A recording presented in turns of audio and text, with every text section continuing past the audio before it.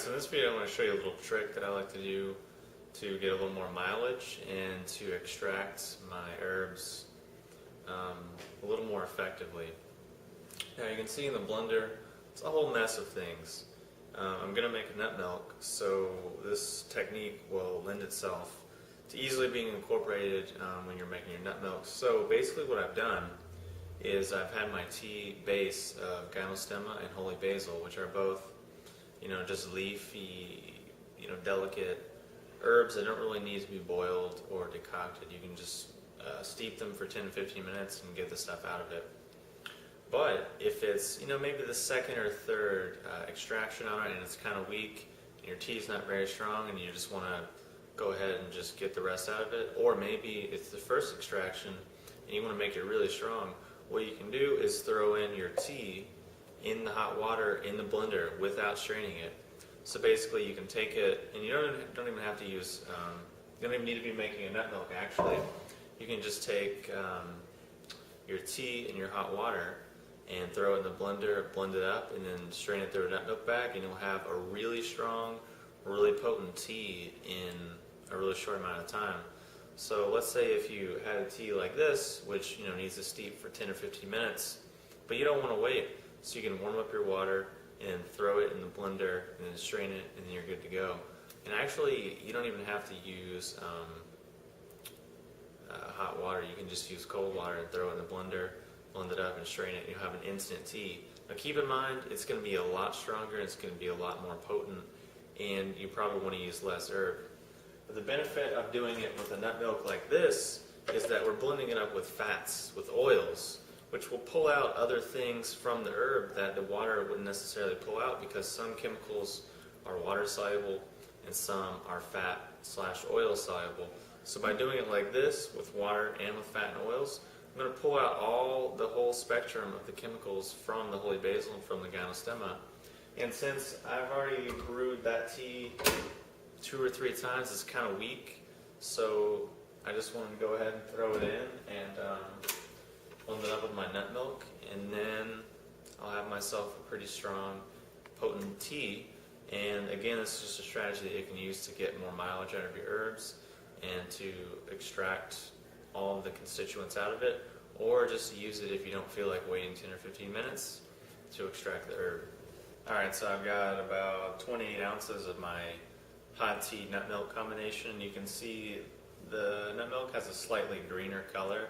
This is from the gymnostemma and the holy basil that I blended up with the nut milk and strained out. So now I've already added a couple tablespoons of soaked chia seeds and a tablespoon of honey. And now I'm going to finish up this drink and add some of my other herbs and powders. So the first thing I'm going to add, which I'm very excited about, is vanilla bean powder.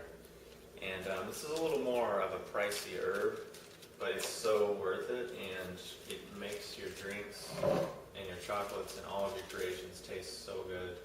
So I'm using about probably a heaping teaspoon of vanilla bean powder, and that's probably a lot of vanilla beans ground up in there, but I really like vanilla and I want this drink to taste good, so I used a lot. And next is going to be lucuma, which again, this isn't really like a tonic herb or anything of that nature.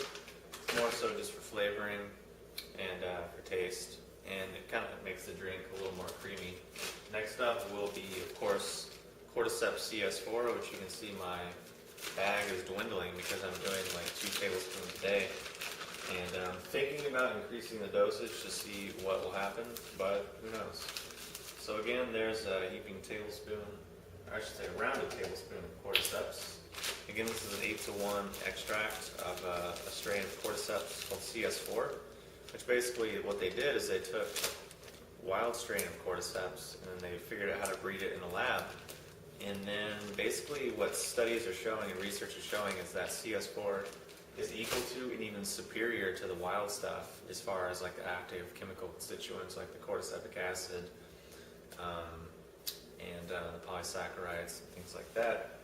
So wild cordyceps is really expensive. The cultivated is a lot less expensive and equally, if not more potent.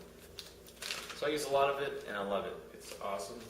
It tastes good in this drink and makes me feel good.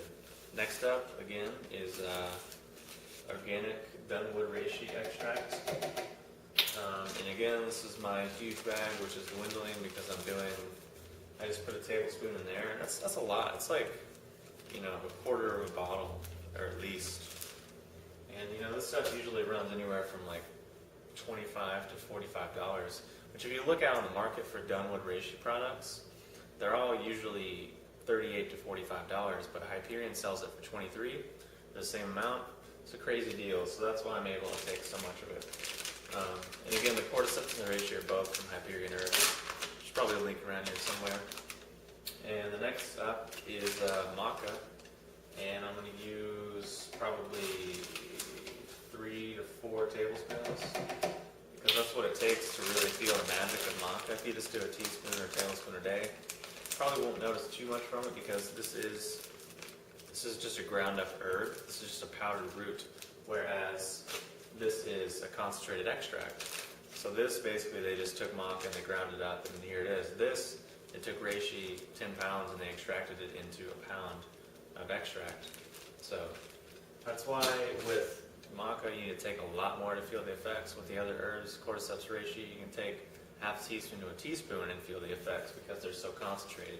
Now there are maca extracts on the market that are amazing, and you don't need to take as much of them, nor would you really want to, because they're so strong. So last off will be cacao, and I'll probably use about 2 tablespoons roughly, I don't know, I didn't really measure it too well. And that's basically my drink. So to recap, it's 2 tablespoons of cacao, 3 or 4 maca, tablespoon of Cordyceps extract, tablespoon of reishi extract, and I almost forgot. I'm thinking about putting the chai spice in there, but I probably won't because I put the vanilla, and I just really want to get the synergy of the vanilla and the chocolate coming out with the nuttiness and the earthiness and the slight bitter overtones of the mushroom. So I'm going to blend this up, and I'll come back and let you know how it tastes. Alright, so I'm back. Battery's running low, and I just tasted this. Literally, it tastes like a chocolate breakfast cereal. But it's coming in the back with the bitter overtones of the Cordyceps and the reishi. But between the synergy of the cacao and the maca and the vanilla, it's like a Reese's peanut butter cup kind of a flavor. And then with the reishi and the Cordyceps mixed in there, it's so good.